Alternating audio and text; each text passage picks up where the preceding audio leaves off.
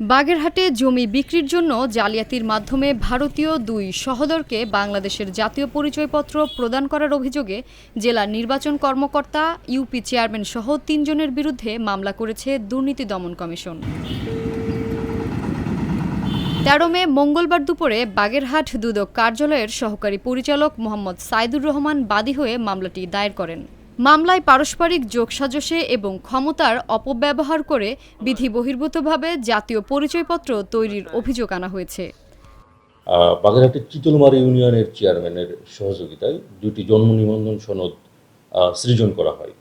ওই জন্ম নিবন্ধন সনদ ব্যবহার করে একজনের নামে তৎকালীন বাগেরহাটের উপজেলা নির্বাচন কর্মকর্তার সহায়তায় একই প্রক্রিয়ায় জালিয়াতির আশ্রয় নিয়ে একটি জাতীয় পরিচয়পত্র সৃজন করে তারা অপরাধ করেছেন এবং এই জাতীয় পরিচয়পত্র সৃজন করে তারা ওই ভারতের নাগরিক যারা আছে তাদের নামে জমি বিক্রয় করেছেন এবং এটা দুর্নীতি দমন কমিশন আইন সহ দণ্ডবিধির আইন অনুযায়ী এটা অপরাধ।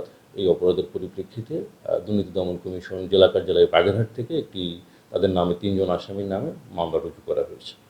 অভিযুক্তরা হলেন বাগেরহাট সদর উপজেলার তৎকালীন নির্বাচন কর্মকর্তা ও বর্তমান বরিশাল আঞ্চলিক নির্বাচন কর্মকর্তার কার্যালয়ের অতিরিক্ত আঞ্চলিক নির্বাচন কর্মকর্তা দিলীপ কুমার হাওলাদার, চিতলমারী সদর ইউনিয়ন পরিষদের চেয়ারম্যান শেখ নিজামুদ্দিন ও চিতলমারী উপজেলার আড়ুয়াবর্ণী গ্রামের বাসিন্দা সাবেক সেনা সদস্য মোহাম্মদ মোশাররফ হোসেন মোল্লা।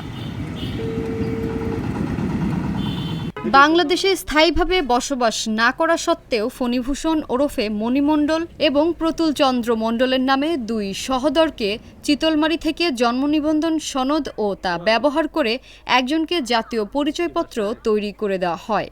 তারা ভারতের নাগরিক হলেও আড়ুয়াবর্ণী গ্রামে থাকা তাদের পৈতৃক সম্পত্তি বিক্রির জন্য স্থানীয় মোশাররফ হোসেন মোল্লা তাদের দেশে নিয়ে আসেন এবং ২০১৬ সালের ১৪ ডিসেম্বর ইউনিয়ন পরিষদে জন্ম নিবন্ধনের জন্য আবেদন করান।